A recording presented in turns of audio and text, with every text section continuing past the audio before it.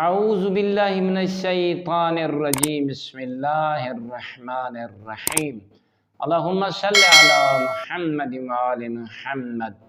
مومنین مسلمین قضاء حاجات اور ظالم کول پناہ اگر کوئی شخص پاونا چاہندے نہایت ہی مختصر عمل ہے۔ او کعبہ دی طرف رو بقبلہ ہو کے بہ ونجے 72 مرتبہ قرآن دی اس آیت دی تلاوت چ کرے، بسم اللہ الرحمن الرحیم۔ اول و آخر ترائے مرتبہ درود شریف دی تلاوت کرے، اللہ رب العزت محمد و آل محمد علیہ السلام دے صدقے اوکوں ظالمین کول اپنے دشمن کول اللہ محفوظ فرمیسی۔